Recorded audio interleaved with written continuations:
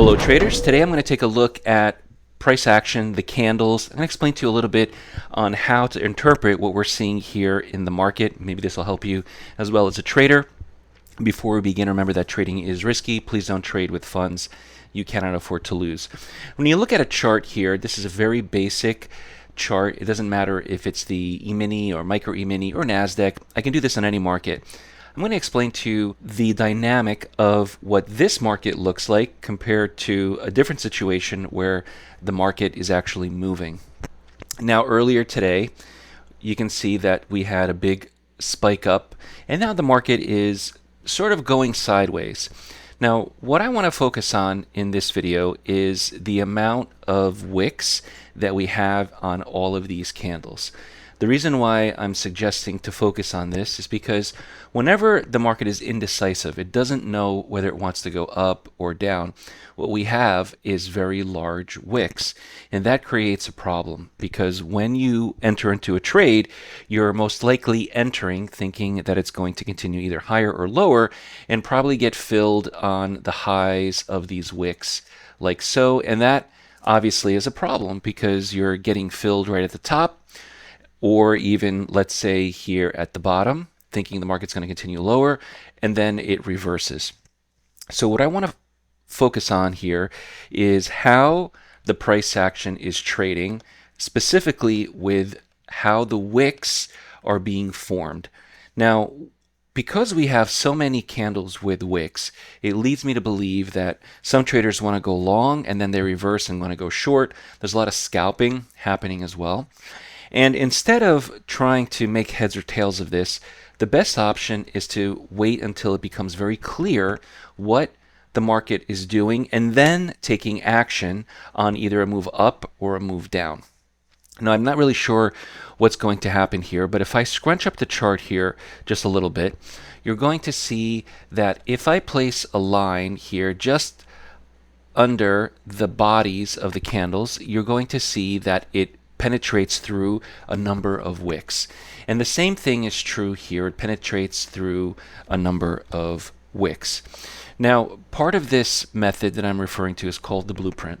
And the blueprint method, as part of Daytradetowin, the software identifies when this happens. And really the idea and the goal is when we have this wicks plus a grouping of candles, it leads us to believe that the market at some point wants to break out or wants to move somewhere or eventually has to go somewhere. So I'm going to add here the blueprint to the chart. I'm going to explain to you and show you. This is the blueprint. For those of you who have all of the software with Accelerated Mentorship, you have all the software. We're just going to focus here on the blueprint. Now, on the back end of the blueprint, it has a few settings. The only two settings that we should focus on is how many consecutive bars should occur when a signal is to appear, and I have this defaulted to 2, and I'll explain that in just a moment. And we also have how much of a distance the market has to move within, so this is really important, before it becomes overbought, oversold. And I have this at 1.5 added here to the chart, and you see that these shaded boxes, these shaded areas appear, okay? Now, the idea behind the blueprint is to say when we have a grouping of candles, especially with wicks, it creates a situation where the market doesn't know if it's going to go up, doesn't know if it's going to go down, but it is consolidating. And then we look for a breakout beyond that. And so you see here that the market broke out. So because I have a grouping of candles that are consolidating, especially more importantly because they have wicks, once the market breaks out either above or below this area, I want to see 2 consecutive candles that are breaking out, and it has to be within, this is a really important part, a multiplier. And so if I'm using this shaded box as a multiplier, it has to be within a certain distance. I have it set, I updated it to 3. But if I change that to, let's say, just 1 times the multiplier, which is right here, then the box does not appear, or the signal, I should say, does not appear because it's too far away. It considers it overbought. So I had it originally set to 1.5 times, which I think is fair.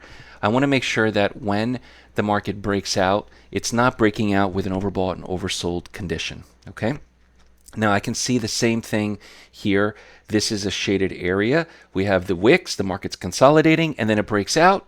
We have two candles, less than 1.5 times the distance of this box. We have a signal, we take a trade, and we're done.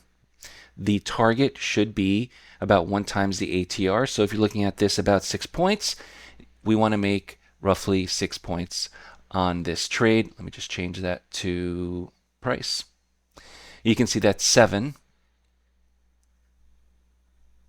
Save it at default. And that made 1 times the distance. The same thing is true. We have this shaded area. We have a signal because 2 candles broke out. We want to take 1 times the ATR. The same thing is true here, but in this case, the market did not continue. It actually went sideways. And that's when we consider a time-based stop to get out of the market because nothing's happening, right? We're not going to hold on to this for an extended amount of time. Now, this happens to be the micro E-mini. We can look at other markets because this works exactly the same way. It's based on price action. And again, just to give you a few examples, we'll start off with this here. We have a shaded area. The market broke out less than. So we have to get in at the beginning of the move, not when it's oversold. That's why we see a signal here to go short. Another shaded box, another signal to go short.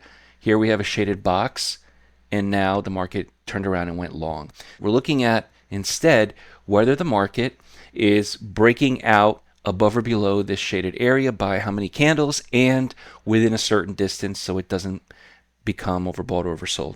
Once again, here is the shaded box. Here is the entry to go short. Here's the shaded box. Market turned around and went up. Remember, 2 candles closing. We're looking at specifically 1, 2, and that's why we're going long. And the same thing is true.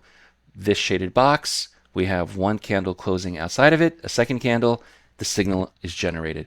So it's a strategy that focuses on, unlike when we have a trending situation where the market keeps on going and going and going, in a day like today where the market goes up, goes down, we're looking for consolidation, breakout within a certain distance, and then managing the trade based on a target and a stop. Now, we do offer a free member account for traders who want to learn more about price action. Visit Daytradetowin.com. Get a free member account. We have some live videos, some downloads. Get the news indicator for NinjaTrader, the ABC for TradingView, and NinjaTrader. So we have a lot of opportunities on the free member account. Visit Daytradetowin.com, and I'll see everyone at the next video. Visit Daytradetowin.com and get started with price action trading with our award-winning software for NinjaTrader and TradingView.